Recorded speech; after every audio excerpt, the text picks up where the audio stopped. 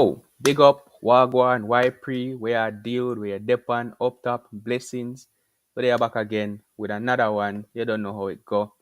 This time we're here to review the Wolves game, Manchester City versus Wolves at the Molineux Stadium. And unfortunately, our win streak in the Premier League has come to an end.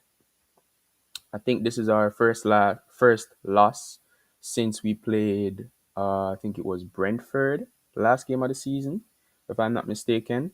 And before that, it was what was that? I don't know because we were on quite the unbeaten streak before that.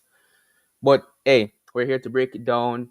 We're here during the wins, we're here during the losses. We discuss it all. But let's get into it. Let me see how you guys are doing. I hope you guys are doing good. MCFC is here early. First comment, big up to you. And he says, hello, Blues.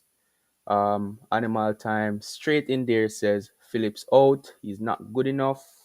Thinks we were awful yesterday as well. We'll definitely talk. I think today we'll talk mainly about the players. Because overall, I think the main talking point is how bad we were. Wolves also, they played a really good game, of course, and you have to give them credit. But I do think that if we played to our level, then the scoreline and the result would have been a lot different than what it actually was. Elijah Lawson also checking in. Big up to you. Um, Let me get this up here as well on the second screen. Just in case we have any trolls or troublemakers planning to come in and ruin the conversation today, because we're having absolutely none of that. So let me just get that up on the second screen right here.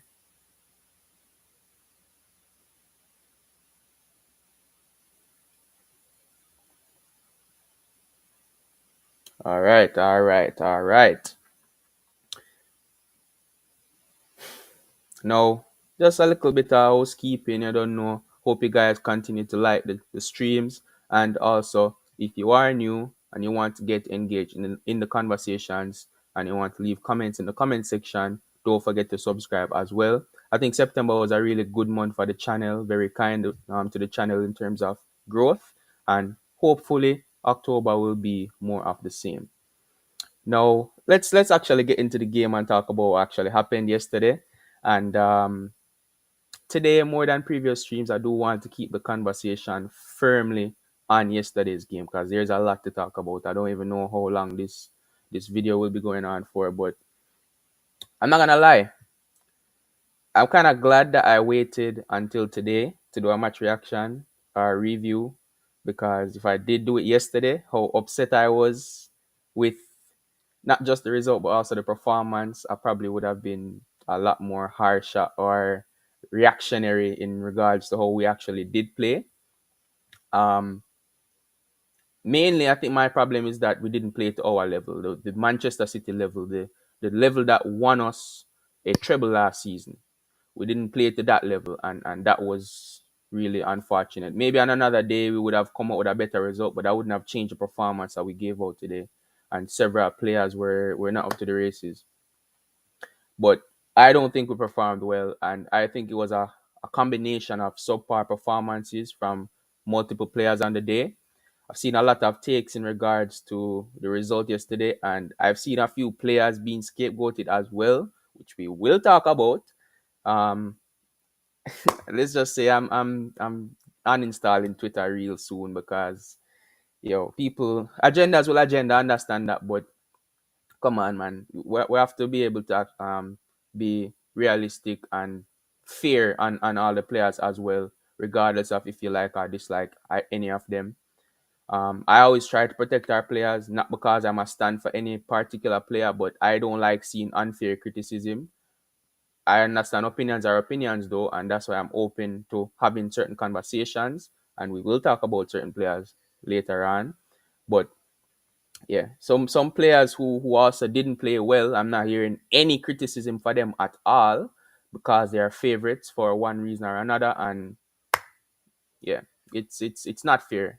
For me, I think no, there's nobody who can really hold their head too high in regards to the performance that they had on the day, and it needs to be spoken about. Everybody's poor performance need to be spoken about, and you have to do that to be fair.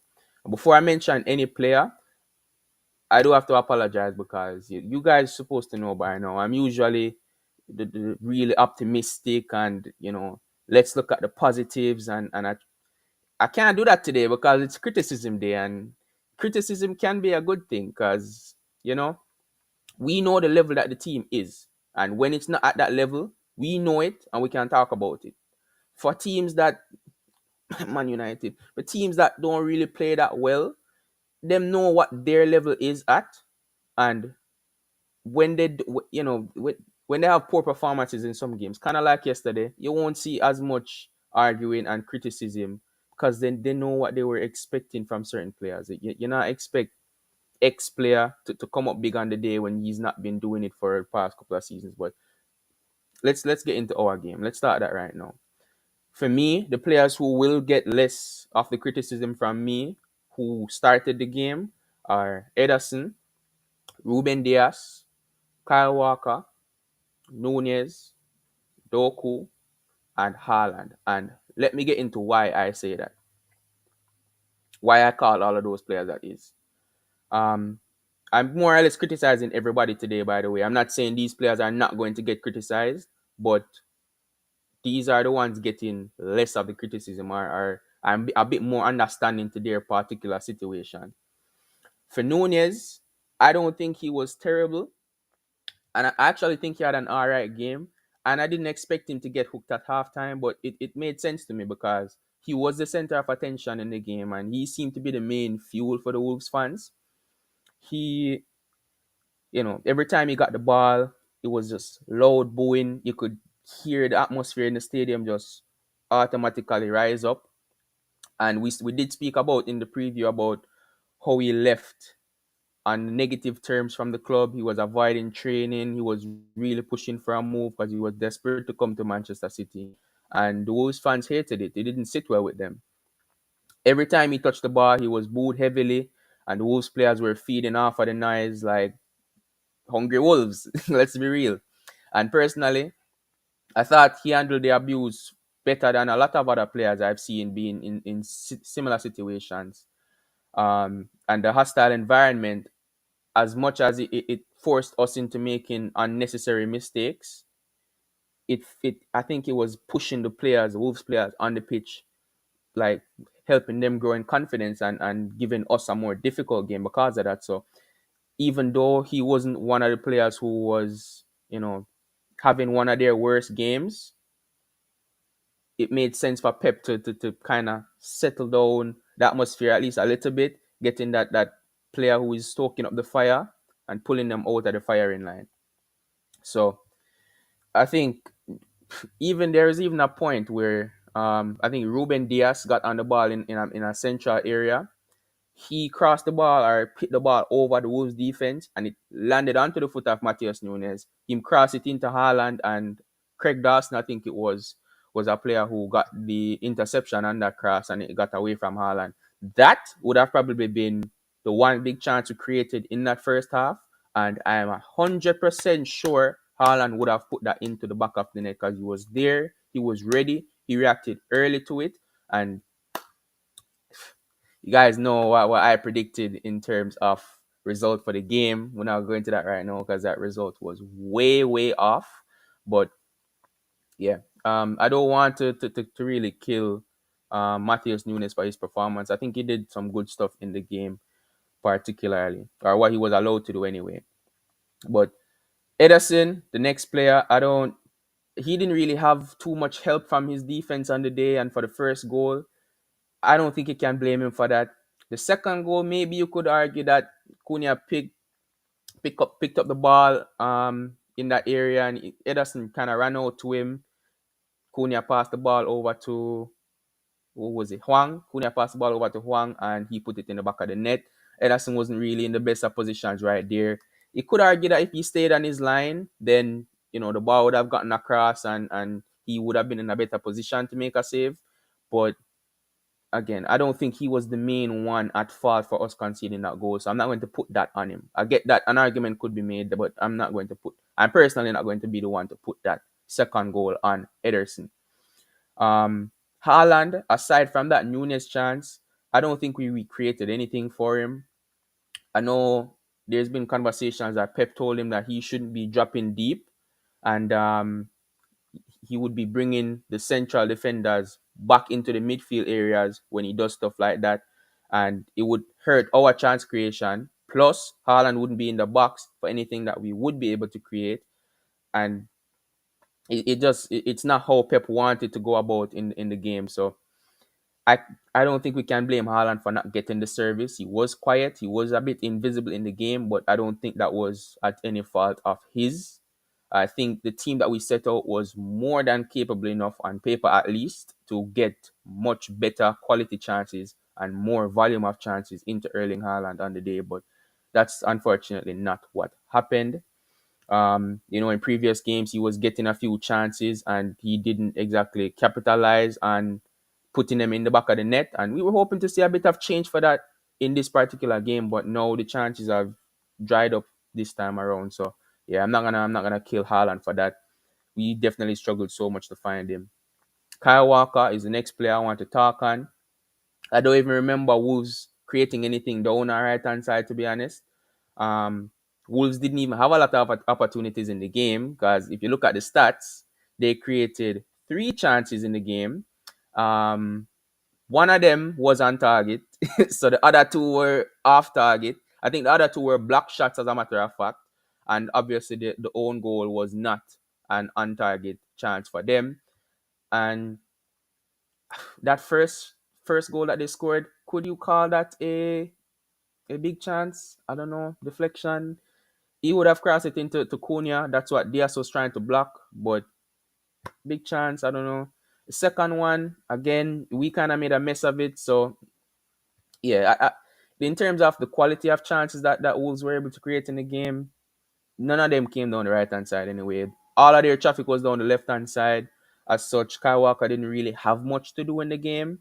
And let's be real, even though this season Kyle Walker has been giving more contributions further up the field and getting more involved in the build up and actual chance creation, none of us looked at the team sheet and said, yeah, Kyle Walker is going to be one of our main creative outlets to get us a goal or get an assist in this game. So again, Kyle Walker, this is why I'm not really criticizing him too heavily in the game. Doku, I thought he was our brightest spark going forward throughout the game. But let's be real. Doku was not very effective on the day. It looked good because he's a silky player, he's flary, and he didn't create a single big chance though. That's the main point. And he couldn't find Haaland. He was getting like two or three players on him, and it was very difficult for him to create anything for himself because of that. And there was also no counter attacking from us, which I think would have helped a player like him a lot. Every time he got onto the ball, it was in a standing position, and all the Wolves players would have already set up in their low block for us to break them down. So what Doku could do in that type of situation was already limited. And Doku shouldn't be the only player that's creating anything, anyways. It shouldn't be just up to him to go and break down Wolves. And then if Doku doesn't get any change out of their right back in that situation, then we just don't create any chances. That shouldn't be the case, especially not with the lineup that we put out. And Pep, we'll talk about Pep soon. We'll definitely talk about Pep soon. Finally, the last player that I said I would probably understand their situation a bit better is Ruben Diaz. I can't blame him for the own goal.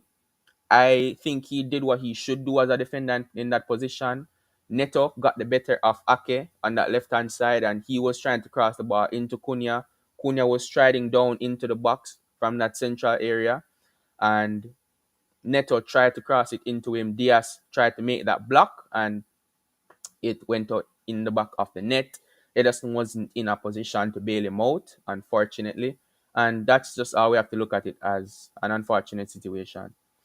Um, I'd kind of be a bit more concerned with Ruben Diaz if he didn't try to step over to Neto and block that shot.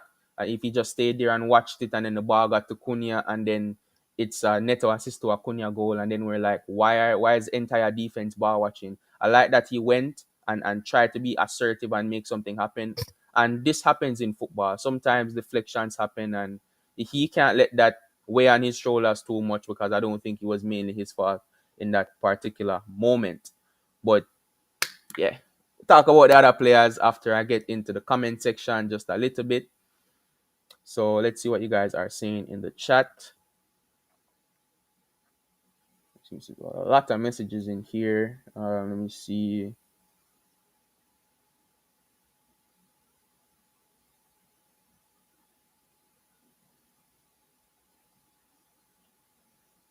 Animal Time says over positive fans are also too much, saying you can't criticize Phillips. Like I said, we'll get personally. Let me spoiler alert, but I don't think Phillips was the main point of criticism for this game. So this is a conversation that we're gonna have to have, because I get that people are looking at Phillips maybe for that second goal in particular. He was one of the players in the box for that play, but I don't think he was in a position to really do anything different. And I think we'll get into who I think was the main point for that second goal, but I don't think it was Phillips. I really don't. I don't think he put a foot wrong too much in the game, especially if you take that situation out of it. I don't think he really put a foot wrong. And you have to remember, he came onto the game with what, 25 minutes left to play. So I don't see why people are directly going at him and he's one of the first names being called when we didn't create anything for the whole game. Additionally, you look at Grealish. Grealish has been getting a lot of hate for the game as well, and he was on for even less time than Calvin Phillips. So I don't know, man. I'm not saying don't criticize him, but I don't see how he's the first name you go at, and I don't see why he's one of the main culprits for the result. I really don't. Um, Elijah says, "Did you watch the Tottenham versus Liverpool? What a disgrace to the EPL." Simon Hooper, the referee, man. Simon Hooper, Darren England, and majority of the other referees in the league are so poor, man. So poor. Um, that Diaz goal was definitely not offside. And from the first replay I saw, I noticed that that was not offside. So I don't know where they got that from. I saw their thing about VAR having the misunderstanding. Apparently, they thought that when it went to VAR, they thought that the on-field decision was that it was onside. So the VAR, which was there in England, said check complete, which told them don't change the decision that was made on field. And after the play restarted, they realized what had actually happened, and then they had tried to say, you know what, it's too late because the player had restarted. We can't go back and change that decision. How are you? Why would it go to VAR if the decision was that it's onside? If there's a goal that is scored on the pitch and it is onside, why would it go to VAR in the first place? That's my question. And it made me so annoyed, even though I'm not the biggest fan of Liverpool, but it made me so annoyed because this stuff happens to us all the time, and this tells me that this can again happen to us in the future. If you guys remember that Manchester derby last season at Old Trafford, where Rashford was standing over the ball and he stopped a Kanji from getting onto the ball and then didn't touch it. So Bruno Fernandes could shoot it and it would count as a goal, which is absolute foolishness as well. It just shows you, man, the standard of refereeing in the Premier League is absolutely sad. So sad. MCFC says, let's not worry too much about this defeat by Wolves. All clubs will hit a sticky patch, and this is Manchester City's. 100% agree with you. And this is not me being no pessimistic for the rest of the season or for saying that I wouldn't even call this a sticky patch because this is just one game or two games if you include the midweek game. Now, for the midweek game, the Carabao Cup fixture, I'm reminding you guys, I only got to see the first half. The second half, I understand things kind of changed, the performance kind of dropped a little bit. But in this particular game, I'm just talking about the performance that we had. I don't want to overanalyze and say this means no, we're going to fall off or have a string of bad results. But just in this particular game and analyzing it, I just want to speak about what we didn't really do so well in this game. Scarlett's here again, says, hey, Blues. Big up to you, Scarlett. Thanks for being here. Says, tuning in from Tunisia, 10 p.m. MCFC says, let's keep the chat about Manchester City. 100%. And I did say this at the start of the stream as well. I do want to keep, because there is a lot to speak about. We're already 20 minutes in, and we only spoke about what, five players. There's so many other things to talk about. But this stream in particular, I do want to keep it 100%. Well, not 100% on Manchester City. We can't talk about other stuff like the Liverpool Spurs game and stuff like that. But mainly, I really want to get into that stuff after we speak about City. And I echo this from MCFC right here.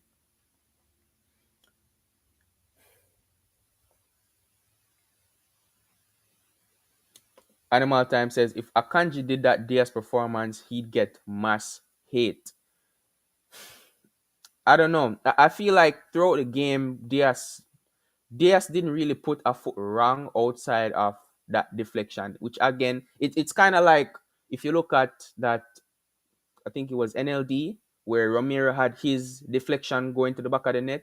I watched that game and I didn't look at Romero and say, you know what?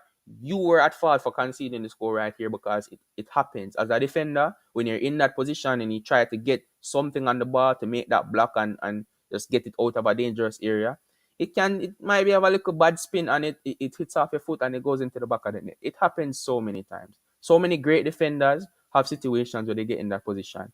And if that had happened to Akanji, I can only control how I criticize players. I would not look at Akanji and say, you were at fault for that. So, yeah, I understand some players will definitely look at it in another way, but that's not how I do.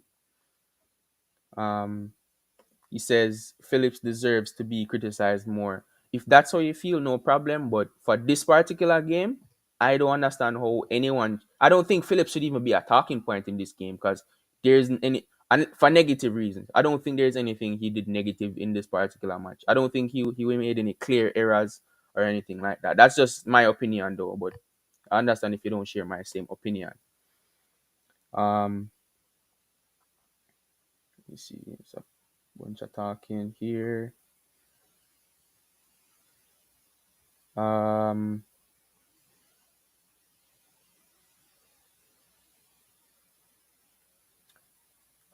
okay. Well, I will say on the timeout thing, we've said it before. We just spoke about it as well. We want to keep the conversation to Manchester City. I don't think Scarlett said anything disrespectful. That's fine, but there were multiple messages, and I understand that might make some viewers feel uncomfortable. You know, you're not really talking about the game. Is a bunch of messages with nothing to do with the game. That's a bit troll behavior. So I understand wanting to time them out there. Um, in the future, if you are timing out for that, don't make it be like a long time out. You know, it's kind of make them know, say, yo, let's keep focused on the game. Kind of police them more before you get to timeout. And if you do timeout, then don't make it like 30 minutes, anything crazy like that. Because we do want to be a bit inclusive. But yeah, please keep the conversation geared towards the game. That's what we're here to talk about today. Let me see what else here. Big up MCFR. Thank you for being here. Says big up Clinical. Big up to you, bro. I think you do have a stream later. I'll try to be there for that as well.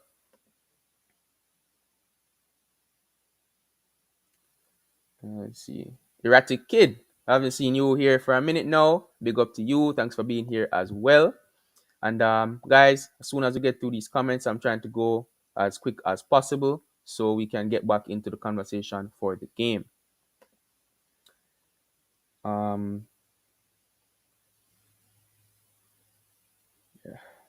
Animal Time is leaving. Says I'm gonna do the responsible thing and leave before I lose my mind. It's unfortunate. Sorry that Animal Time had to end up leaving. DZ-ish, big up to you. Thanks for being here as well. Says exactly. Can't fault Diaz for that own goal. It happens. Even in the game that we were just talking about, Liverpool versus Spurs, Matip's own goal. I'm not looking at Joel Matip and saying, yo, why did you concede that own goal right there? Obviously, it wasn't intentional, first and foremost, but what is he supposed to do? Like not touch the ball and just let it go to a Spurs player in the box, and he'll intentionally put it in the back of the net. I'd much prefer it happening accidentally than him not doing anything and then let the opposing player do it on purpose. You understand what I'm trying to say? Like, yeah, I don't blame I don't own goals are always like a difficult conversation to have anyways, but this one in particular I'm not looking at it. Um, I know last season it was, I think, Wood Faze who had two own goals against Liverpool when he was playing for Leicester. That now is a conversation we can have and say, come on, you could have definitely done a lot better with this. I think also for Southampton, I don't remember. I don't remember the name of the player. I'm sure it starts with S, but he had a terrible own goal last season as well, or the season before. And again, those are the type of own goals you can have certain conversations about, but it's definitely tough. DJ says, I was so hoping Phillips scored a goal yesterday. He came so close. I think you're talking about late in the game where he had that, I think it was deflected and it went right off the side of the near post. And man, if he had scored that, just imagine the love he'd be getting from other players now, where people would be saying, you know what? Big up to Phillips. He rescued us a point, or he was the one who changed the game and all of that. But hey, haters are gonna hate. I want to see him do well. I understand not liking him and I understand criticizing him if you think he played poorly. But I do hope at the same time, even if you are criticizing him, you want him to do well. So yeah, I definitely echo this. I really wish he has a moment like that where things can spark and go positively for him. But at the moment, it's not looking too good. It's definitely not looking too good for him. Alec Johnson said VAR and referee standards are shocking. It's so bad. This is supposed to be the best league in the world, and the officiating is some of the worst I've ever seen. So it's so poor, man. I really do hope some sort of solution or change happens in the future. I don't think VAR is even helping at this point, but something definitely needs to be done. Mr. G says, can anyone in the chat recall City losing 3 consecutive games under Pep? This is quite the trivia question. I cannot remember that. I wouldn't be surprised if it's something that goes back to either 1920 when we didn't win the league, and Liverpool won the league that year, or in Pep's first season. Those are the only 2 seasons I'm looking at and saying this is a possible statistic. Aside from that, I don't think that would have happened. And we have 14 people in the chat right now. Big up to every single one of you guys. I do hope that you guys are liking the video. Continue to like the video and subscribe. Continue to leave comments. I'm going through all the comments right now. Um, let's see. See, all goals. Mr. G says all goals go to VAR. And guys in the chat, please, there are a lot of comments in here and a lot of them don't have to do with the game. I understand the discussion about the timeout. If Scarlett does feel like she was timed out unfairly, I personally want to apologize for that. I wasn't one who timed you out, but I do want to apologize for that. And MCFC is one of my mods in the chat. I will not be removing moderator from him because he's been doing a good job since you have been given the moderator badge or wrench. But yeah, this is something we'll just have to go learn from. And yeah, we are growing together. But please, we don't the animosity, please. Let's just temper that. Alec Johnson says MCFC. I worked at Main Road and now work at Etihad 57 years. Yeah, OG in the game right here. Big up to Alec Johnson every single time.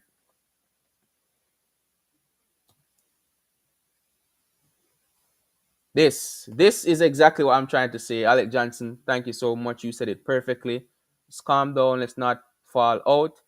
If the city, I get disagreeing on the particular situation, but again, let's more focus on mitigating these type of things happening in the future than blowing it up right now and having a big fallout over it. That's not what I'm hoping to happen right here. And from both sides, I hope both of you guys can calm it down, please. I think both of you guys are moderators as well, so please, definitely, we can sort that out.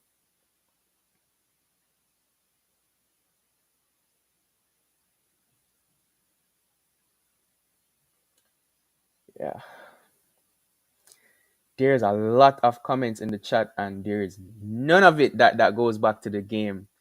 Um, Alec Johnson says all great teams go through bad runs. City lost games before and bounced back, and we have a great opportunity to bounce back on Wednesday as well when we go away to Leipzig. They had a great result against Bayern Munich, 2-2. They were up 2-0. I was watching that game same time I was watching the Spurs Liverpool game.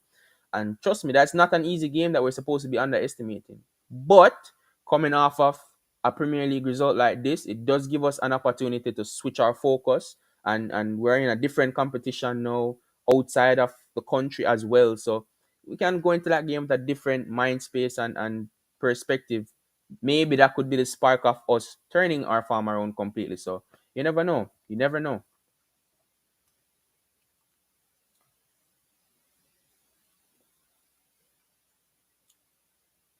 Let's see.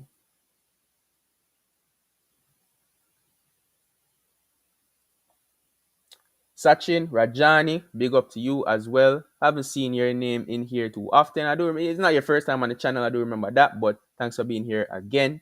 And Sachin says, "Don't panic, guys. When players return, we'll be back to winning ways." And about the players who are out, you have to remember, Rodri is not available for this game due to suspension. KDB is still injured. Bernardo Silva is still injured. John Stones is injured. All four of those players are players who give us a massive amount of control in the game, particularly in the midfield area. So all four of them being out, it limits how much control we have of the game. And in this particular game, we had a lot of control in regards to possession and not even chance creation because we didn't create much. But in terms of possession, we had a lot of control in the game. The ball was mostly with the Manchester City players. But if we had even Rodri in the game, I think it would have helped us so much going forward. You look at that goal that Phil Foden scored against Nottingham Forest, for example. Rodri was the one who played the pass into Kyle Walker, who cut it back for Phil Foden. We didn't have anyone looking with an eye for a pass like that. KDB would have made a similar attempt, I'm sure, if he was on the pitch. Bernardo Silva would have given us a lot more control in that midfield area. His close control. If he was, say, playing next to, say for example, instead of bringing on Oscar Bob, we brought on Bernardo Silva to play next to Kovacic. He could have been the one to create and use his control in that midfield area to get through the Wolves defense and give us something further up the pitch in terms of chance creation. So John Stones as well, him inverting into that midfield makes us so much stronger. We saw that last season. We've definitely been missing him somewhat throughout this season as well.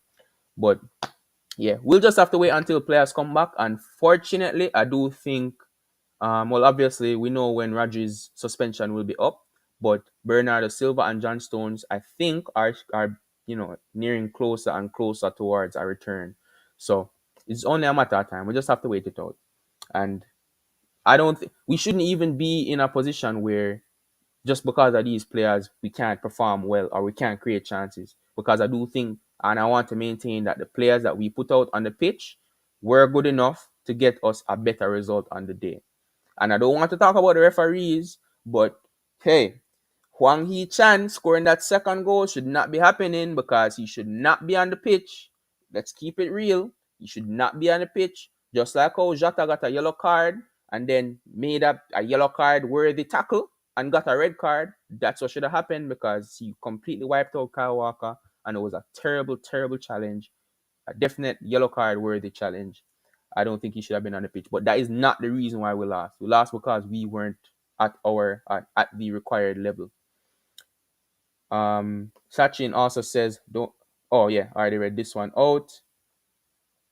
DZH says, it's our perspective, really, because the years we've won the league under Pep, we haven't gone unbeaten in the first 7 matches. The last time we went to 6 wins in a row, in the Premier League was actually in Pep's first season. And we have never, like you said, gone 7 games winning at the start of the season either. So this was a perfect opportunity for us to do that. I was hoping that would happen, but yeah, unfortunately that wasn't the case. Um, let's see. I'm almost through the comments. I'm trying to hurry up and get down. Let's see. Alec Johnson says, I feel Phillips lacks confidence and task is overwhelming for him. Only Pep knows. Like I said, like in that particular game yesterday, I don't even think he was like super lacking confidence. I liked what I saw from him more so than in the Newcastle game, for example. I think he had a better cameo than what he had starting or playing the 90 minutes in the Carabao Cup. So for me, it was one of his better performances in a City shirt. Albeit he wasn't like outstanding or great or anything, but we already know that the best that we've seen from Phillips is okay. All right. That's the best type of performance we've had from Calvin Phillips. I'm just saying, yeah, I don't think, based on what he's shown us so far, he'll have a long Manchester City career. I don't think Pep is really trusting him either. You can see that by him not starting. And I don't think he'll start against Leipzig. I doubt he'll start against Arsenal. And I doubt he'll start against Brighton. And then where he's going back to not playing games, coming back into the team for lack of minutes. And then it's just going to be so poor for him. But yeah. Man City won 3 trophies. Big up to you. Pretty sure it's your first time in the chat unless you change your name. Definitely let me know in the comment section. Thank you for being here. And yes, I will be talking. I'm getting back to this soon. I'm just trying to get off the rest of the comments. But yeah, this in the chat is going crazy. Okay, yeah, that's all the comments. All right, cool. Guys, both Animal Time, MCFC, please drop it. I understand the situation. Animal Time is not happy with how MCFC use the moderation powers, and it's a situation that already passed. Scarlett has not returned to the chat. Um, Again, I do owe her an apology because you didn't say anything negative. I understand it wasn't pertaining to City. So for me, it's just a misunderstanding, really. It's just a misunderstanding. But it cannot continue to where you guys are arguing back and forth like this. And personally, I think you're making it less enjoyable for the other people in the chat who want to participate in the conversation and speak more about the game. And unfortunately, if it does continue and both of you guys cannot calm down, I'm going to have to time out both of you guys. And I do not want to do that. So please let us drop it here and let us speak about the game and just focus on speaking about the game. Please. Please. I'm begging you guys, please. All right. DZ here says the hate and bias against Phillips makes me shake my head. I think a lot comes from the more recent supporters who are not familiar with City's history and think that we should be winning every match every week. For me, I hate seeing players get criticized unfairly. If he had come on and say for example, Kovacic is another player who I've seen be criticized constructively, but because he's played well before, nobody wants to say, "Oh, Kovacic out right. That would be reactionary." Cool, right? He's the one who gave the ball away for the first goal at Neto, Diaz's own goal, right? Phillips didn't do anything wrong in the game. The worst thing that he did was be in the box when that second goal was happening. And for me, I think Akanji was the main one at fault for that. And let me tell you why I think Akanji was the main one at fault for the second goal. Semedo crossed the ball into the box. Akanji heads the ball back and it lands to Huang. Huang takes a shot. Diaz steps up. Diaz blocks it. Now the ball is a loose ball there. Between the on either side of the ball is Phillips and Cunha. The ball basically rolls right in front of Cunha, far away from Phillips. There's no way he would have gotten to the ball before Cunha did. But you know who could have gotten to the ball before Cunha did? Akanji. Akanji was there standing in the box, flat-footed, and he couldn't react nearly as fast as Cunha did. If you guys watched my video that I did with the JA Dugout, my friend Jordan Reynolds, big up them, support their channel as well. You guys remember I was giving Nico Jackson a bit of a hard time because as a striker, you cannot be in the box, flat-footed, and your teammate has the ball looking to aim at you as a target. There are two people who, for me, cannot be flat-footed inside the box under any circumstances, especially when the ball is in the box. And it's the defender and the forward. Now, Cunha did what he was supposed to do. He was a flat-footed. He reacted first and early, and he got the ball back to Huang, who could put the ball into the back of the net. But Akanji, and I'm not here to hate on Akanji either, because Akanji is a player I rate, and I've defended him a lot on this channel as well, and anywhere else I go. But I think in a particular situation he should have done better, because he was right next to Cunha, and Cunha reacted way before he did, and assisted Huang. If Akanji was to even put a bit of pressure on him, or challenge him for that ball, I don't think that second goal happens. And I think we could have avoided that whole entire situation. I don't understand how people are looking at Phillips when he wasn't even close to the ball in that certain situation. So it's just weird. It's like, I don't know, man. For me, bigger talking points who we'll definitely get on to later on: Kovacic, Foden, Alvarez to an extent. I don't think any of these guys. Okay, I don't think any of these guys had a good game. They all had way worse games than Phillips did. So for Phillips to be the first name that people are going at is just so crazy to me. I don't know where it's coming from. I can't lie. I have no idea where it's coming from. Alec Johnson says Ederson and Grealish got slagged off before. I don't get it. Even Grealish, bro, he was on for 10 minutes. And I've said this before. Not based on form, just player wise and player profile wise, I would prefer, if we're going to choose between Grealish and Doku to start, I'd prefer Grealish be the one to start, because it makes sense taking off Grealish and putting on Doku, chasing a result. What sense does it make to take off Doku, or even if, because Doku didn't come off the field, why are we putting on Grealish and expecting him to get us a result, score, assist a goal? Everyone criticizes him for not having enough numbers in and outside of the Manchester City fan base. So why are we now looking at Grealish and saying he's going to come on and get a goal? For example, KDB is a player that we look at and say, you know what, he can get us a goal contribution and give us a critical moment. Are you going to expect that from Kovacic, who we know that his strengths are usually defensive attributes, and we know that his final pass isn't exactly the best, and his shooting isn't exactly the best?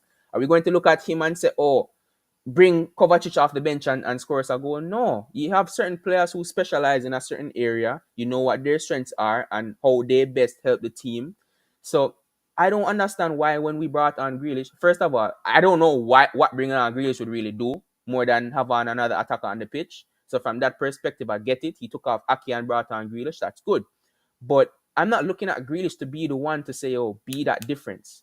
If Grealish came on and was playing kind of deeper, and then we had, say, Foden on one wing and Doku on one wing, and then we just tried to get them on the ball to just go at their defenders and get something in the box for Haaland, I would understand that more than getting Grealish on and say, go and get us something. And the fact that he was on the pitch for 10 minutes and was one of the players, the two players I saw getting called the most for the result was Phillips and Grealish. Bro, what was Grealish supposed to do with that? I don't understand this fan base sometimes. Mr. G says, God forbid if we lose against Arsenal, then win on Rodri's return. This would tell opposing fans we're Rodri FC. Yeah, 100%. 100%. Yeah. And I feel like they could probably start targeting him as well, because let's be real, none of them don't like the fact that Rodri is in the Premier League or playing for Manchester City, because he's so good. So I feel like they'll probably focus their tactics more on getting Rodri out of the game or closing him down, making sure he has a poor game to start making that the main tactic you use against Manchester City. So, yeah, this is the time now for us to prove that we are not Rodri FC. And to be real, we shouldn't be Rodri FC anyways, because we have a good squad. I think the pivot that we did, that's the pivot I wanted to see, Kovacic and Nunez, and it didn't play well on the day. That's not to say that in future games they won't get the job done, and that's not to say that these players couldn't be a part of a different setup when Reggie is not playing either. But I think it's just one game in isolation. I'm hoping it's just one game in isolation, and against Leipzig, Rodri should be back. But against Arsenal, I'm very curious to see what Pep goes with. And I really do hope whatever he does works. Because if there's anybody who's going to fix this current situation without Rodri and get us a positive result in that game, there's no other manager to do it than Pep Guardiola.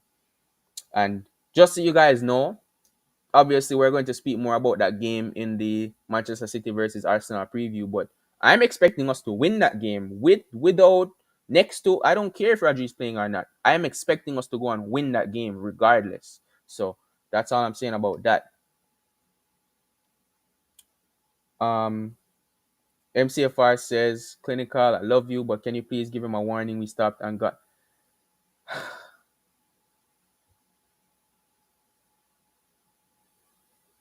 Guys, please, please, man. This really did not have to be all this today. It did not have to get to all of this. And MCFC, come on, man. I'm really needing you right now to leave this entire situation in the past. Like it happened, it's in the past. We're moving on from it.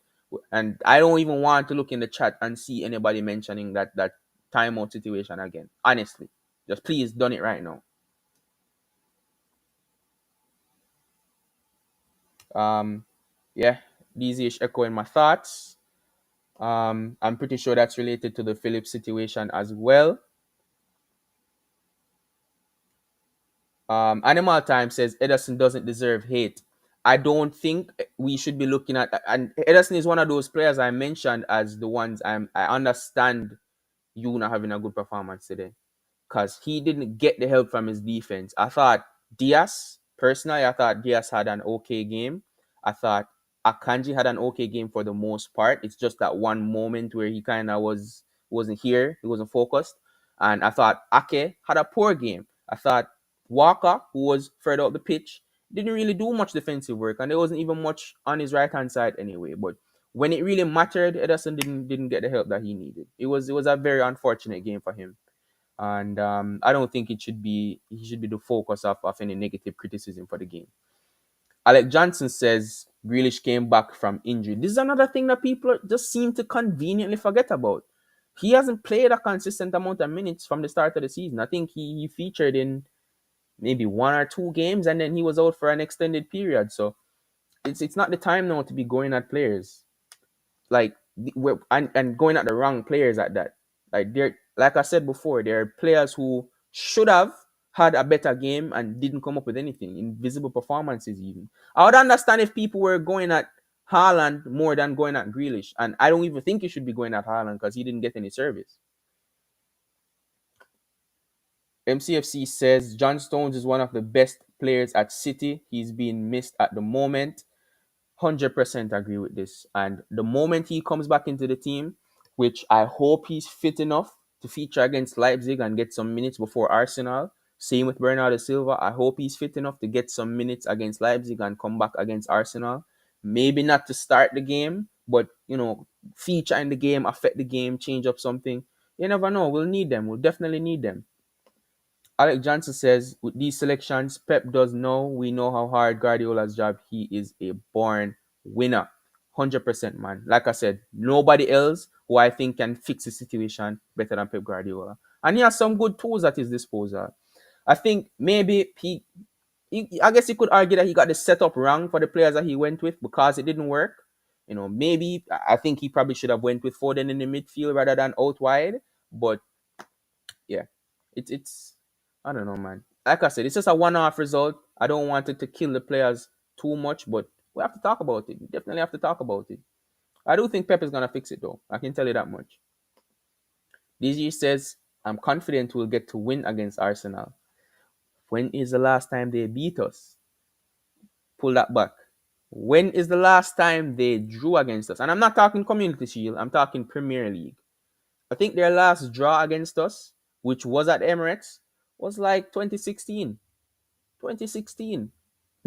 It's 2023. It's 7 years. So that's very good stats that give me a lot of confidence.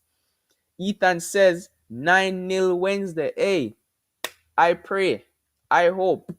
Haaland what? Haaland 6 of those? Haaland 5 of those? Let me know. Let me know how your 9-0 is set up. Um Alec Johnson says our start to the season is better than last season. It's one of our best starts of the season ever. And again, I think we've only done 6 wins in a row 3 times in our history. So yeah, 100%, man, 100%. And we always start seasons poorly. So imagine, don't let this one bad result skew off how we're going to be for the whole entire season. The fact that we've started this well, we can fix it by the next game, or even if we say get a draw against Arsenal, we have Brighton 2 weeks after that because it's international break.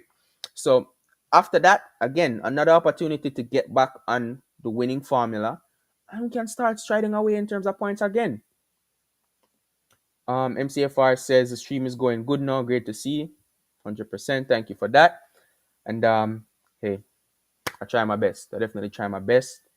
Elijah Larson says, why is Ederson being hated? What's he going to do? They need to know that goalkeeper is the toughest job. Again, I agree with you. Look back at both of the goals because after watching the game, I was looking and I was saying, you know what? I don't even think there is anything I'm heavily criticizing Ederson for. And after rewatching the highlights, because I can't rewatch the game yet, I still don't think there's anything he did wrong. So I don't know, man. People are just looking for a cop out or an easy reason to blame somebody who is not the real person to be blamed. And we'll get into that because there's still more players to speak about. Definitely a lot of players to speak about. Alex Johnson says, never write off City Guardiola's teams. Don't collapse. We aren't Chelsea or the Rags. Say it loud up. Just put a couple exclamation marks behind this next time so the people in the back can hear it. But I 100% agree with you. He said City had 2 less preseason games and are still top of the league. And this is important. We're still top of the league. After the game, I was a bit concerned because I was saying, you know what? Liverpool might have a serious chance now to go to the top of the league, and who knows how the players will take that. Maybe they'll feel extra pressure going into the Arsenal game now because it's already a high pressure game. It's away from home. It's against a Big Six team. It's against a team that challenged for the league last season. And I think they're sitting in the top four at the moment. So very big high pressure game. At least we're going in there at the top of the league. We can say that much, and we don't need another mark against us in regards to that. Ethan says Haaland 5 goals soon. I called it, didn't I? When you said 9-0, Haaland 5 goals. Hopefully it happened. He's done it before, so that's not a mad thing to say. Let's remember he's done it before, but let's see, man. I'm definitely rooting for him to do it. Elijah Lawson says we own Arsenal every time. I always say we have 2 home grounds, the Etihad Stadium and the Emirates Stadium, because of our yard that is, isn't me? Alex Johnson says Haaland new goals he's not scored in about 3 hours. I actually had him like what's it?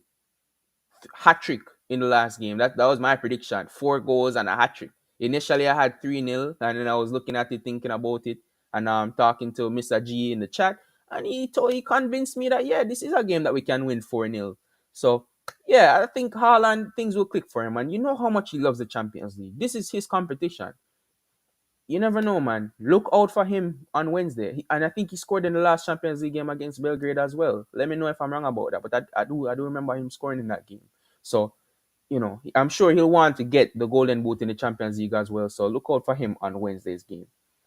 MCFR TV says, got to go clinical because got to set up my stream. No problem, man. And like I said, I'll try my best to be there. There is something I need to go check on, and I'll probably have to go eat first. But yeah, I'll try to check out your stream as well. Thank you for being here as usual. Mr. G says, agreed, bro. Foden should be playing in the 10 position. I think he should be the option ahead of Alvarez, personally. And that's not to say Alvarez hasn't been magnificent this season. Don't get me wrong. I don't want to take away from what Alvarez has been doing. He's been doing some really good work. But come on, man.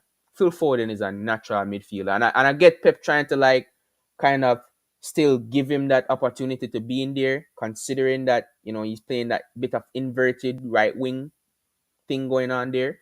I want to see him firmly be in that midfield so he can actually make forward and back runs. Like make forward runs and penetrate into the defenses, even when they're in a low block situation. I really don't care. I think more so than KDB, he has the ability to dribble and get in between defenders, whereas KDB will set up somebody on a run and pick them out perfectly.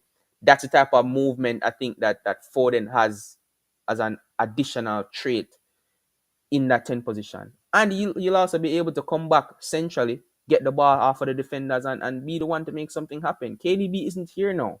Foden, for me, has to be that one to make that difference in the midfield areas and be more aggressive on the ball as well. The fact that he didn't get onto the ball that much in the game yesterday is criminal. It's borderline criminal. He should be. I think I would love to see him get on the ball more, and the way to do that is playing him in the midfield. Big up to Rosemary. Thank you for being here. Went on longer than I thought I would so far for the stream. It's been 55 minutes, but you made it, and we still have a ways to go. So thank you for being here, and hope to see your thoughts on the rest of the conversation that we'll be having. Unfortunately, we'll take a more sour turn from here because we're talking about next. We'll be talking about the players who I didn't think had their best particular game. Alex Johnson says MCFR TV, great stream. I'm on the mall. I try to be on the mall as well, so definitely don't miss it. Subscribe to MCFR TV, guys, if you haven't already, and you'll probably see me over there as well. Elijah Lawson says, remember when Gareth Southgate said Foden can't play midfield? Yo, I almost said something a while ago. Almost said it, but let me just leave it at I don't think Gareth Southgate knows what Foden's best position is. Even when he said it, what he said was ask Pep. That told me that he doesn't know, but he knows that Pep knows. So he doesn't know what's best for Foden. Let's just leave it at that. And Ethan says, play Bob. We'll definitely talk about Oscar Bob as well. You know, he's been getting a lot of opportunities due to our current injury situation. And I can't be mad at it because he's been doing his thing. And he was the one who also won that free kick that Alvarez converted for our only goal. So, yeah, of course, Bob deserves more playtime. And I don't know. I think he has good chances to feature against Leipzig. I'm not sure if he'll feature against Arsenal, but I'm sure he's in the conversation. But let's get back into the player chat. And like I said, this is a bit of the hard part. First, I want to talk about Alvarez because that free kick we spoke about was absolutely amazing. When KDB was out, I was thinking who will be the ones to be over the free kicks. You know, Mahrez isn't here anymore. He's also exceptional on free kicks, and I was saying Julian Alvarez is one of them because we've seen him take corners last season and we've seen him take free kicks further out as well in terms of direct free kicks and scoring them. I wasn't too sure, but I wanted him to get the opportunity and at least learn from experience, you know. And Phil Foden is the next one off the left foot. I was thinking, you know what? Mars isn't here. Which other left-footed forward we have now that could step up and potentially take free kicks? And he's another one who has stepped up as well. And I'm very happy with the results. I can't lie. Very, very happy with the results. Alvarez is much better with a dead ball than I initially thought. That when he just came into the club, I was thinking out and out striker, gunman in the box, get the ball to his foot. He's going to be very clinical and test the goalkeeper. I didn't expect to see him taking corners and making KDB, Mars at times, Foden at times look like they should just give all the corners to him. I was very happy with I've been very happy with what I've been seeing from Alvarez in terms of dead ball situations. And aside from that, throughout the game, I was looking at Alvarez and I was admiring how much he's improved with the ball at his feet in general. But we all know that Alvarez is a player that thrives with a lot of space. And that was my main problem with using Alvarez in the midfield or using him as a midfielder because his main strengths are not passing and progressing the ball forward in tight situations. KDB in those types of situations is world class because he can get you a brilliant ball and come up in a moment where we can capitalize on and the game is changed. And teams will probably break up their formation and set up when he's on the ball because they know how dangerous KDB is. But Alvarez, we know that those aren't his main strengths, so he won't be able to really be super effective in those type of positions when the game is set up like this. I remember he got his assist against West Ham, who were sitting up in a low block. He assisted Bernardo Silva, I believe. And that was a very cheeky pass. I really liked when he chipped that ball in because a lot of players wouldn't have the confidence to do that. But at the same time, that isn't his main strength, and he doesn't do that very often. So you can expect games like this one against Wolves where he is in similar positions like that, and there's tons of players in front of him, very close to each other, and there's just not much effectiveness from him.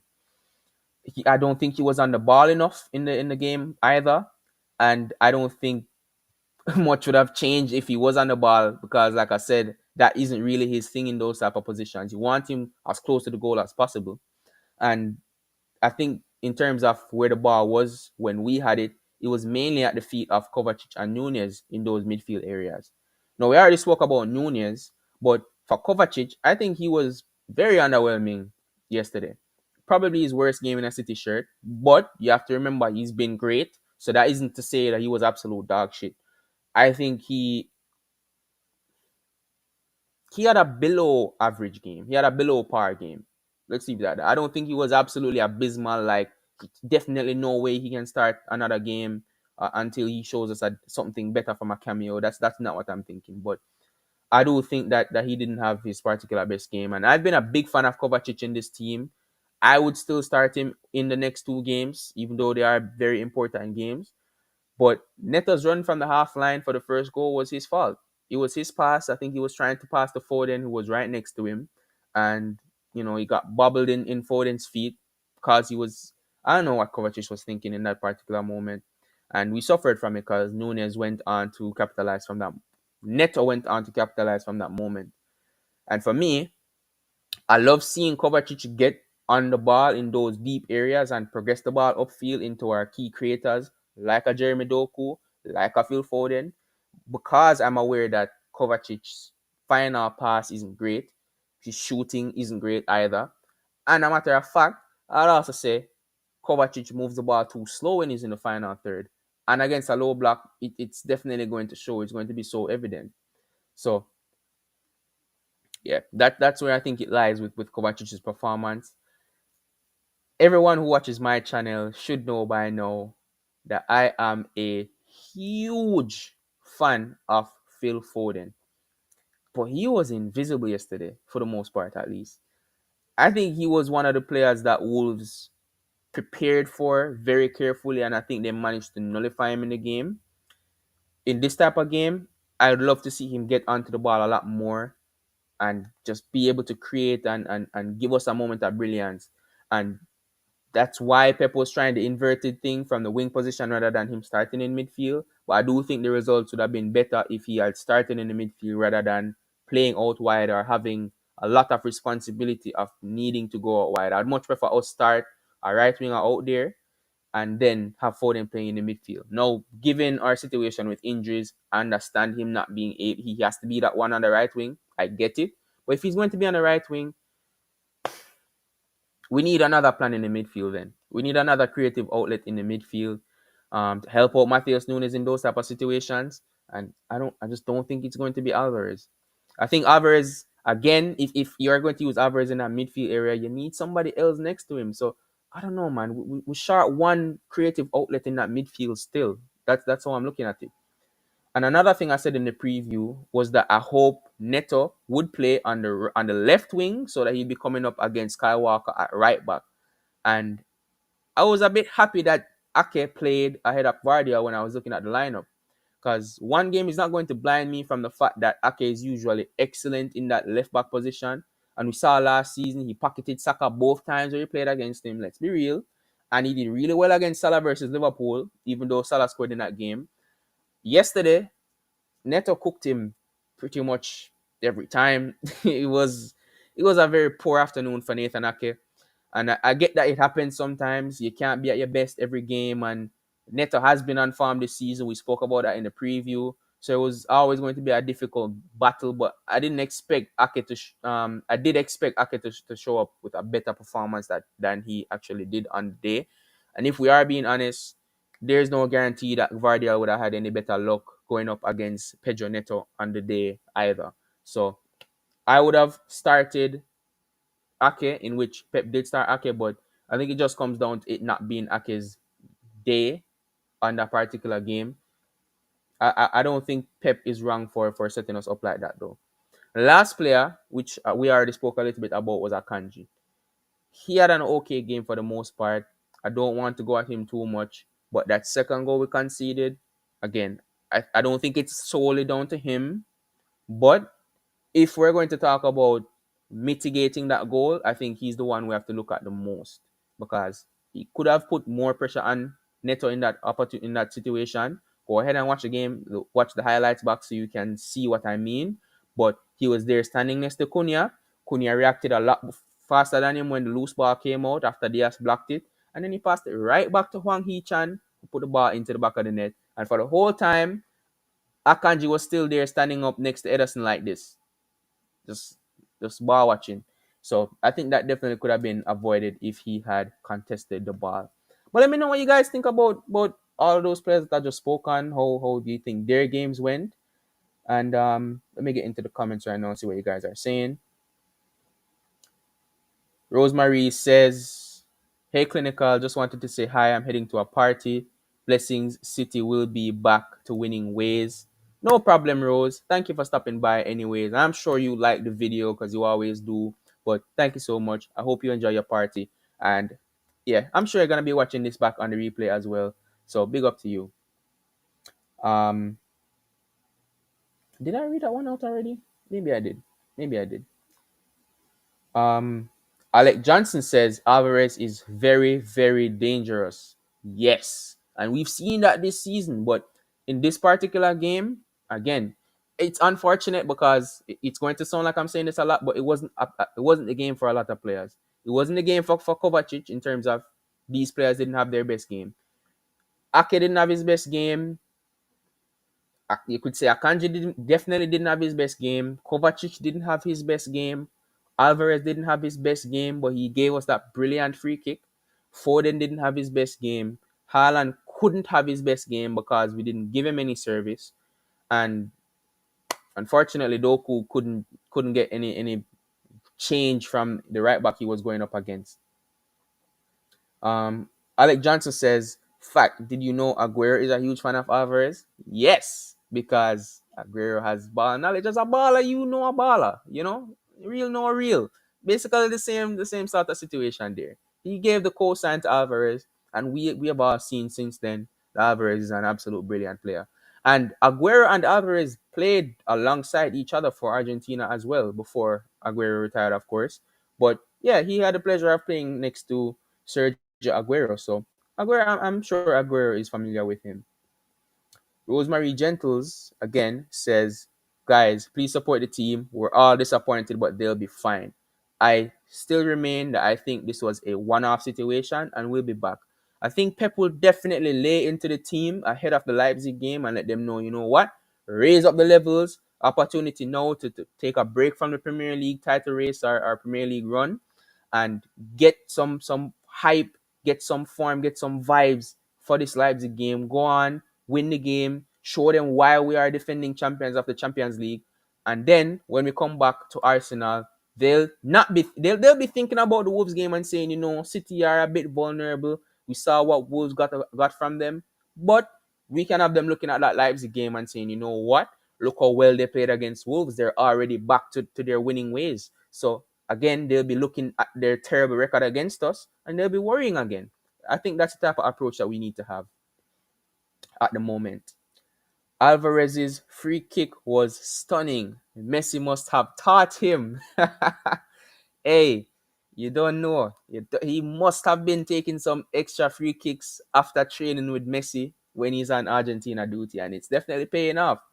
Or he's been on the phone with him and saying, "Hey, look at this video. Or you think I should have done this better? You think I probably should have put a little more curl on it?" That type of stuff. But yeah, man, whatever Alvarez is doing, I love it. And I hope he continues to do it because, trust me, even KDB, I've been saying, when's the last time KDB scored us a direct free kick? Leicester away last season? And when's the last time before that? I don't remember. So I've been saying for a while, KDB maybe owes us a free kick. It's been a while since we got a KDB direct free kick. But it's great now that we have other options as well that can step up to the ball. Gundogan was also another great free kick taker for us as well. He's no longer here. So Alvarez stepping up, especially when KDB is not here, is absolutely great to see. Um, yeah, 57 years, man. Amazing.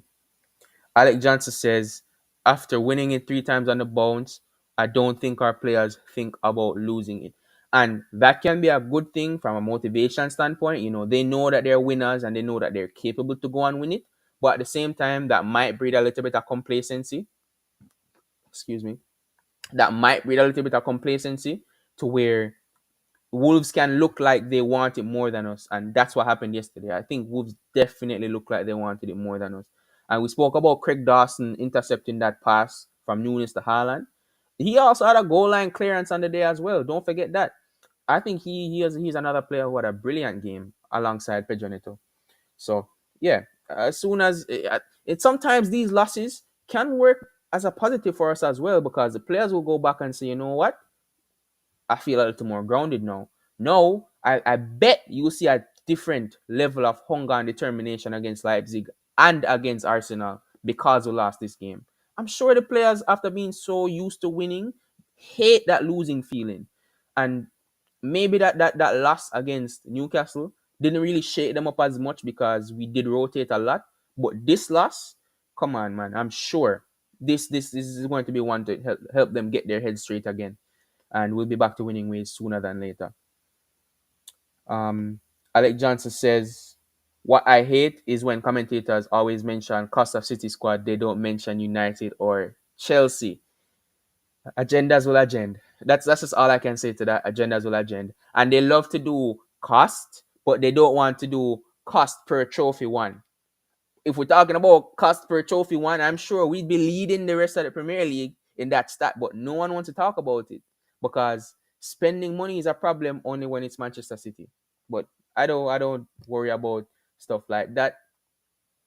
And Alec Johnson also says City's biggest threat is injuries and referees and ourselves. Because again, even though the referee was bad, when did the referees become bad? It's been like this for years now. Years. The referees have been poor. So it's not now that I'm not even surprised that the referee wasn't good in a particular game. But we've still been winning while the referees have been bad. What was different is players who I've mentioned before, Phil Foden, Alvarez, Nathan Ake, Kovacic, these players didn't have their best game. If they did, I'm sure even with the referees being as bad as they were, we would have still been good. And with the injuries that we've had, a lot of them, John Stones has been out for a while, KDB has been out for a while, Bernardo Silva hasn't played too much football this season, and we've still been 6 wins in a row. So again, we can be winning despite the injuries, and I don't want to use that as an excuse to say this is why we didn't win on the particular day. I think I agree with you that injuries and referees are two of our biggest threats, but I think we are one of our biggest threats as well. So make that three. Um, Mr. G says, so did they all underrate Wolves? Maybe they did. Maybe because Wolves weren't in the best sort of situation, or maybe it's because of how we set up tactically in terms of how Pep wanted the players to approach the game, that it didn't match up well to how Gary O'Neill had Wolves set up to counter Manchester City. Sometimes it's a bit of that as well. And the players look to have a poor game because of that type of tactical setup. But like I said, regardless of whatever the reason is, we know Pep is always in the lab working overtime. People call it overthinking. I call it being a perfectionist, which can be a good and a bad thing as well. But whatever it is, I'm sure Pep will get to the bottom of the reason and he'll give us the best countermeasure to make sure that it doesn't happen again, or it doesn't happen in the next game at least. Um, Alec Johnson again says, I'm a lucky fan and respect our great club, including the fans. 100% agree with you.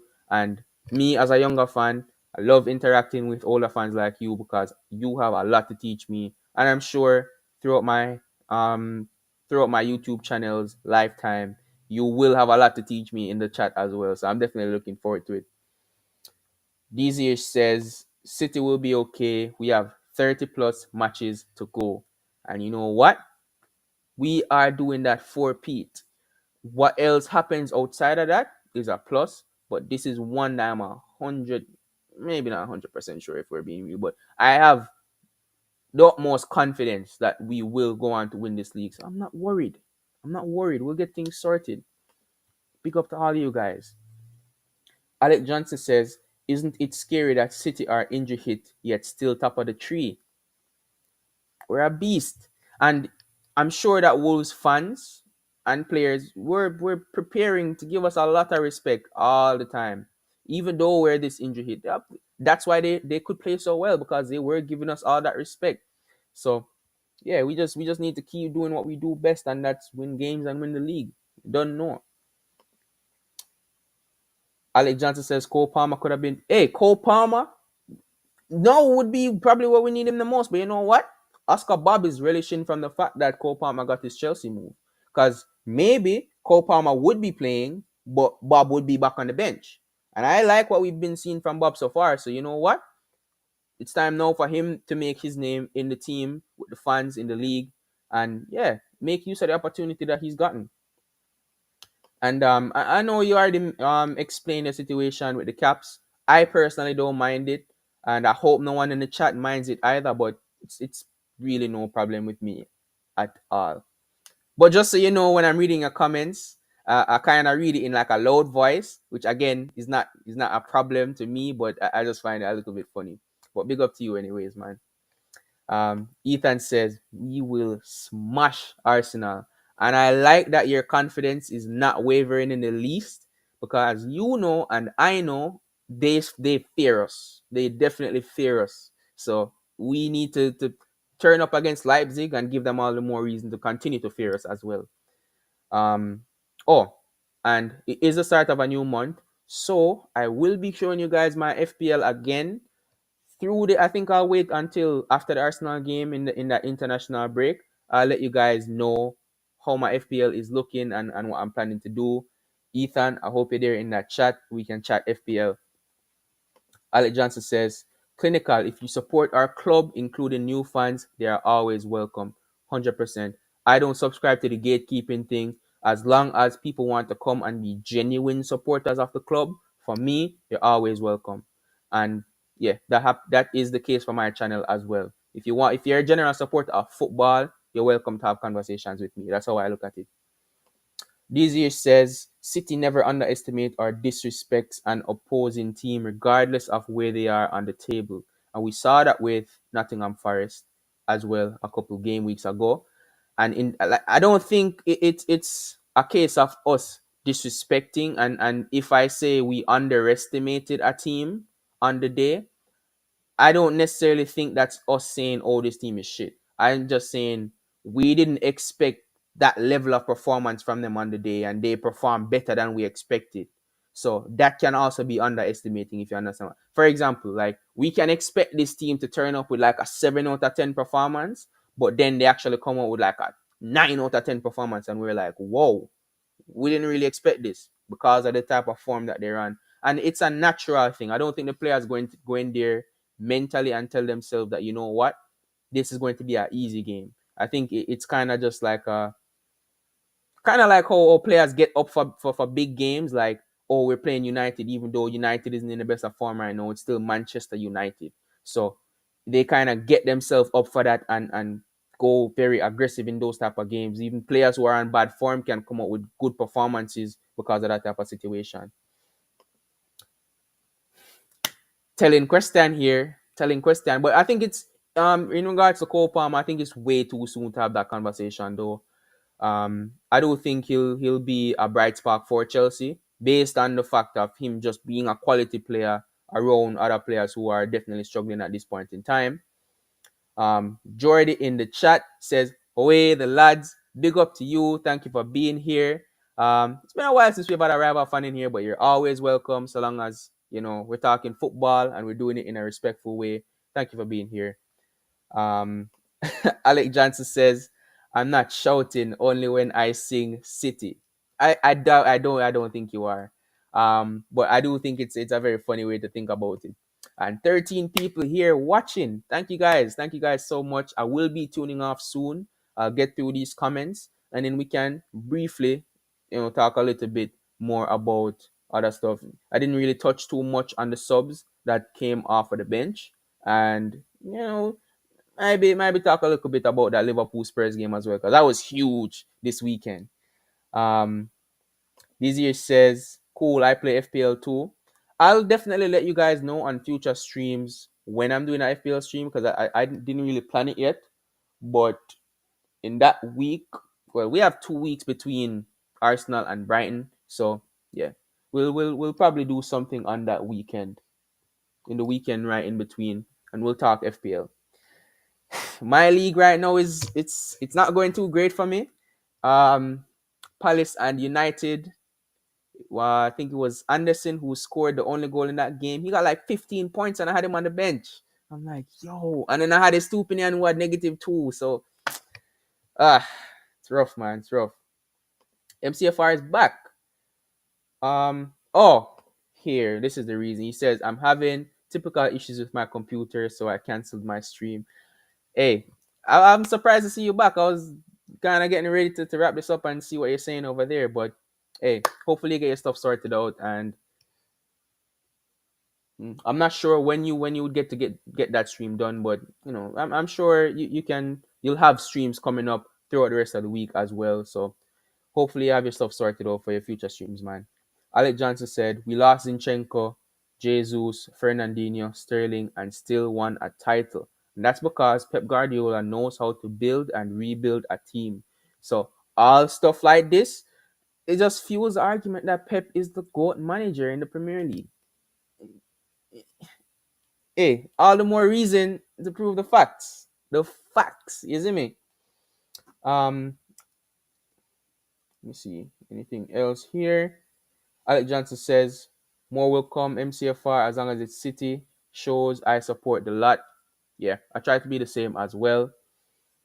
MCFR TV says, clinical you here is great. Wish I had mine like that. Hey, what I will say is I wasn't sure if I wanted to lock it, but my wife has her hair locked. She's been telling me that she thinks I should do it, so eventually I just caved. And I don't regret it. I really do like it. But thank you so much, man. Thank you. I really do appreciate that. Alec Johnson says, City made me bald in dark days. Now it's giving, now it's growing. It's a miracle. It's part of the treble, the treble miracle, and now you growing here. Hey, City just stay doing great things, man. MCFR says he'll try again tomorrow. Um, Actually, my next stream will be tomorrow as well. Hopefully the times don't collide because I do want to I do want to come through and support your thing, but yeah, let's see what happens through that. I don't know. Alec is typing, I can tell you that much, but I don't know. I don't know what the issue is that you're having. MCFR TV says, is it only me or Fernandinho is very underrated? No, it's not only you. For me, and I'm sure you guys will agree, Fernandinho is a Premier League legend. Not just a Manchester City legend, he is a Premier League legend. You see me? So, and I don't think a lot of rival fans regard him as that. It's kind of like Gundogan, they'll be like, oh, he's really good. What do you mean really good? These guys are legends of the game. And in a couple of years when you realize that you won't have a lot of players coming in and having the longevity and the careers that these guys had in the Premier League, they'll definitely realize how big it is. Um yeah, never talked about anymore. It's crazy. It's crazy. Absolute legend of the game. The Blue Shark. Big up to you. Never seen you in here before, but thank you for being here. Always welcome new supporters to the channel. And guys, also don't forget to continue to like and subscribe to the channel as well. Do enjoy seeing you guys here, and I hope you guys will be here for future conversations as well. Mr. G says, clinical, it would be funny if Tottenham finish over Arsenal this season. We will be there. Let me tell you this right now. We will be there. I'm not gonna lie. I've been thinking recently, like I've been hoping for Spurs wins a bit too often recently. Because I like the football that they play, and then they've had those three big six games. When they played United, I was saying, yo, I want Spurs to win this. When they played the NLD, seeing that Arsenal was second and very close to us in points, I wanted Spurs to win that. And then when they played Liverpool, Liverpool being what? 1 point behind us. A matter of fact, if Liverpool had won that game, they would be top of the league now. So I was also hoping for a Spurs win. Now, what is the situation? Is Spurs like 1 point off from us or 2 points? 1 point away from us. I'm looking at it and I'm like, you know what? You need to start losing games now because I don't want to be in a title race with Spurs. I hate Spurs. For those who don't know, these are my three most hated clubs in the Premier League: Manchester United, Chelsea, Spurs. I absolutely hate these three clubs. Spurs less than the other two, but still, I don't want to see them doing this well. So it's been good. It's funny, I'm watching you win, beat these guys, and they're crying. But I need you to back down the table now. Just slide down the table a little bit.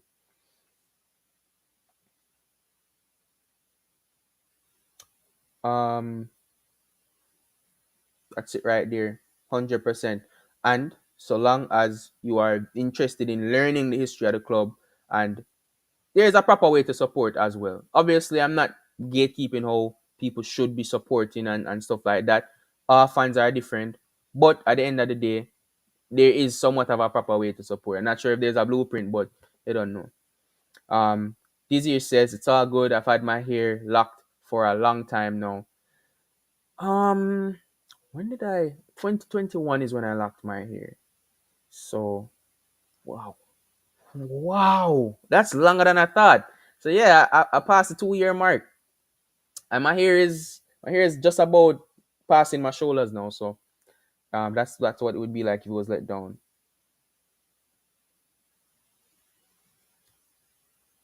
And hey, I hope you have a good time at the Arsenal game. I hope you sing your throat out and help that away section to just give the Arsenal fans as much grief as possible. But big up to you, man. Um, MCFR says for me, it's United, Arsenal, and Liverpool. Liverpool would be right under Spurs for me. So United and Chelsea are like higher up to the top, and then a little bit of space. You could probably leave that next gap right there for another team, and then it's Spurs, and then Liverpool. But Spurs, I will never ever forgive them for that Champions League game where we lost on goal difference. It was formidable season. I know you guys remember that handball goal from Lorente was not a goal. Handball, and I will die on that hill till my last day.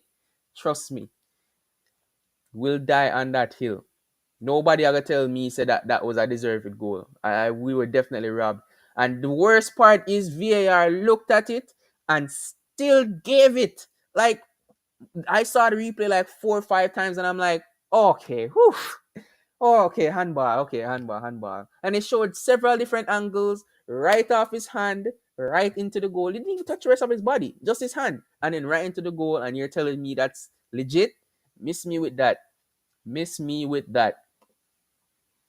Alex Johnson says, my three are United, United, and United. 100%, man. I completely echo that thought. I understand where you're coming from with that. Um, Arsenal, I dislike Arsenal fans, but Arsenal as a club, listen, from when I started watching football to now, Arsenal has been relatively shit, and we've been beating them a lot through that time frame as well. So I haven't really been looking at Arsenal as a massive threat. Sorry, let me slow down, take a step back. Obviously, I know Arsenal are a big club, but come on, I didn't think that they were a massive threat to us until last season in terms of recent years.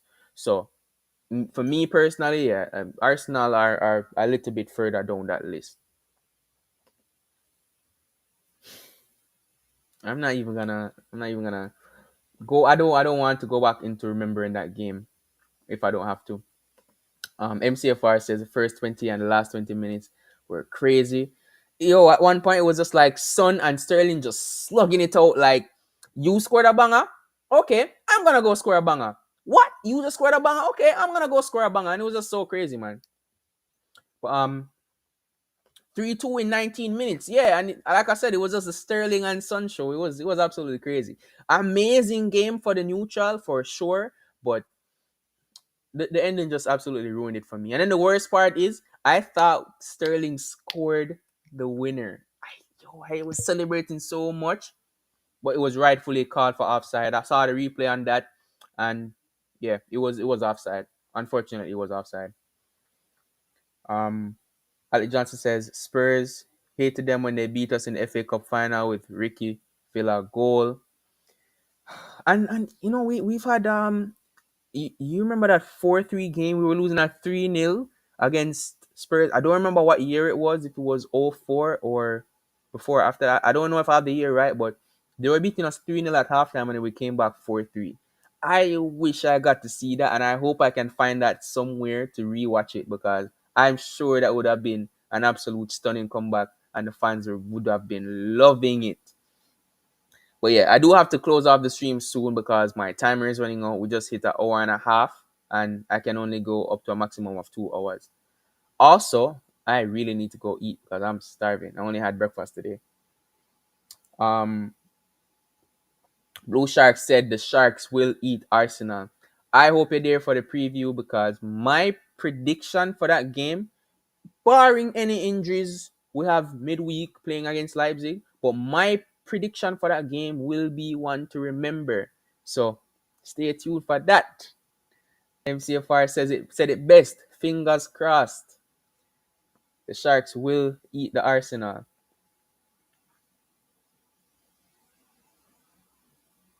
And he says that 4-3 comeback was a classic.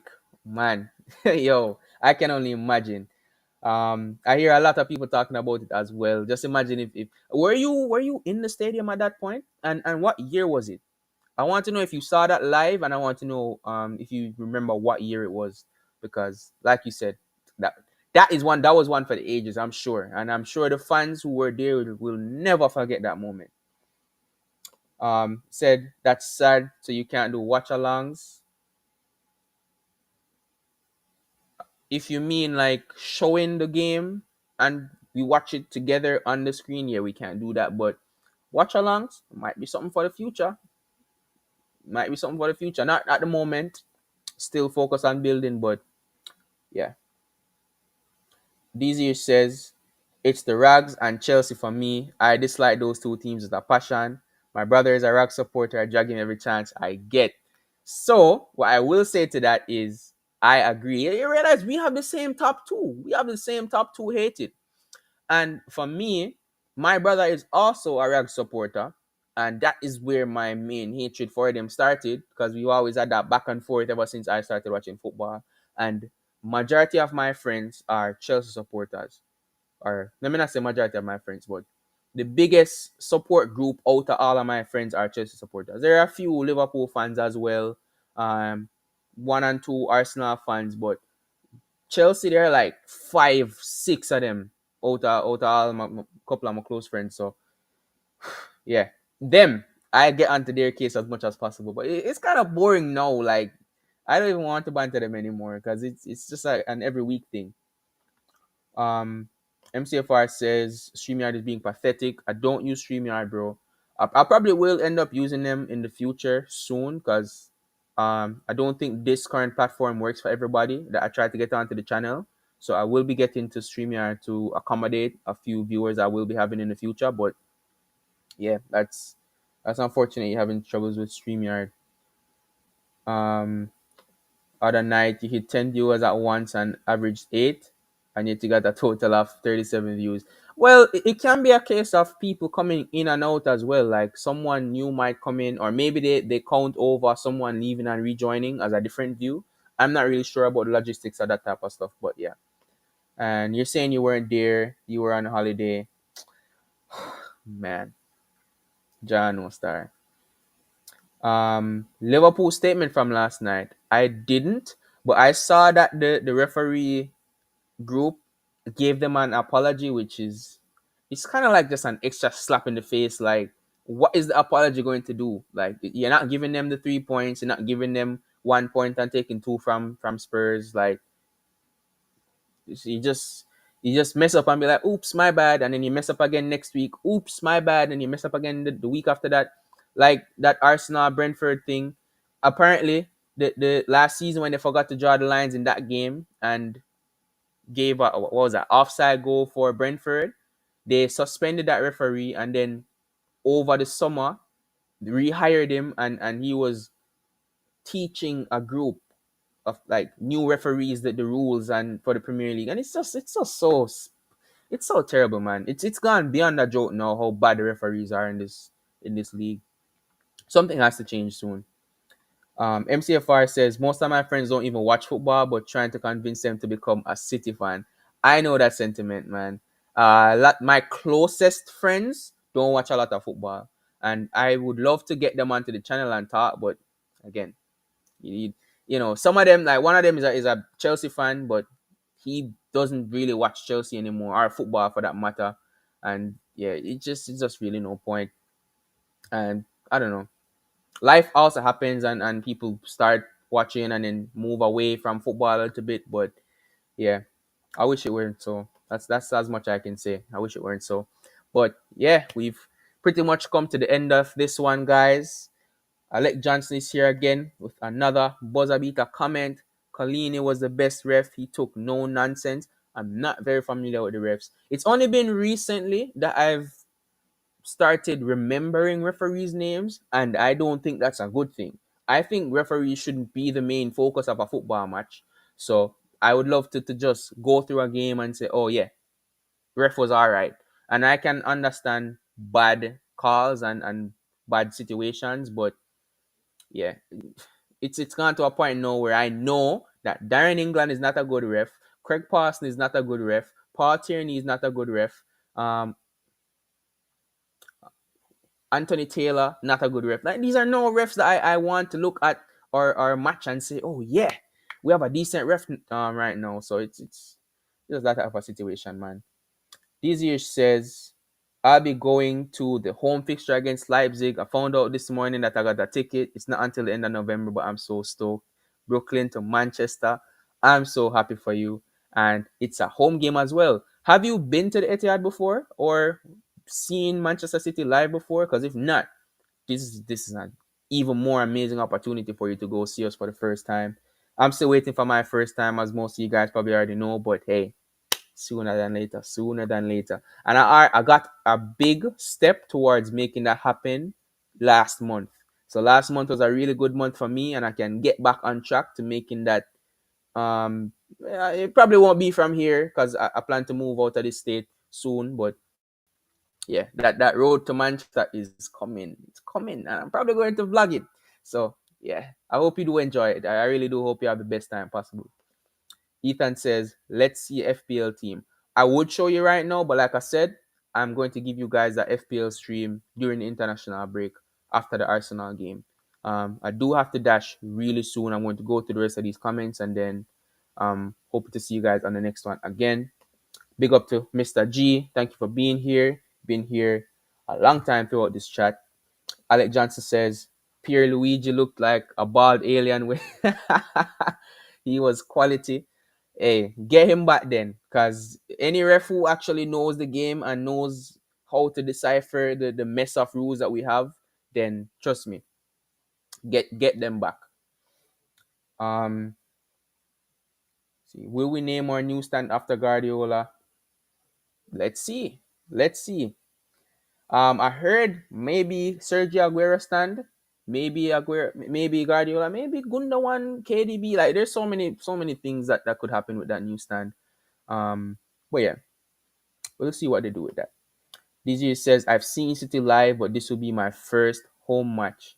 Well, don't take this the wrong way, but I hope you come back with your voice lost.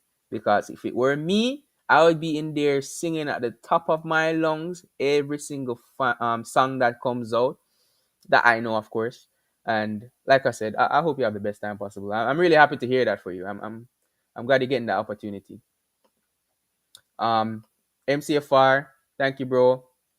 What a show, like you said. Yeah, it's been a good one, a long one.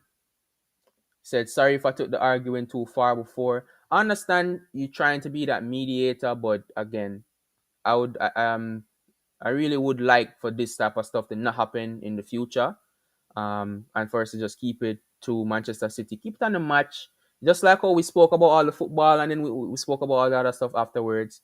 This was nice. I really enjoyed the stream today. Um, You guys know, because I've been here talking to you guys for 40 minutes, and we started off on a negative note because it was a poor performance from us, and we had to criticize where that is due. I like to keep the same energy, so when the team plays well, I like to talk it up and give the players every single bit of props that they deserve.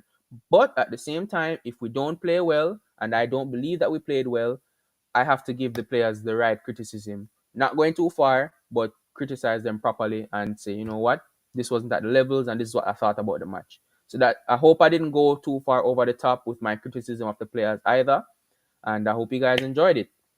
But yeah, don't worry about it. I understand that your intentions were good. And Alec Johnson says, "Great show, guys. Besides the early nonsense, I'll be back." And like I said, hopefully that early nonsense happens less and less as we continue to go forward. Also says, "An argument is fine so long as it's a debate and on a correct level." And you know what? You can disagree and still keep it respectful. That's my thing. So for MCFC and Animal Time earlier in the chat, I understand them not being on the same wavelength in regards to how the situation was handled, but I think it could have been kept to a way more respectful level than what we actually saw. So that's just what I'm a bit disappointed with. But I do hope, and I know both of them are good people. They don't come into the channel and in the chat to give us or anyone a bad time. So I do know that it's just a bit of a misunderstanding. Hopefully, again, it'll be smooth sailings in the future where stuff like that is concerned. Busy says, "Cheers.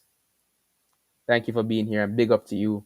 MCFR TV says, "You didn't go too far with the criticism. Thank you. I really do appreciate that." And I want to stand up for players who I think are criticized unfairly as well. The Calvin Phillipses, the Edersons, the Jack Grealishes. Yeah. Criticize them, of course, and you don't have to criticize them in the same way that I do, but that's why we have conversations, and that's why we're here to have that conversation. But yeah, again, big up to everyone that tuned in today.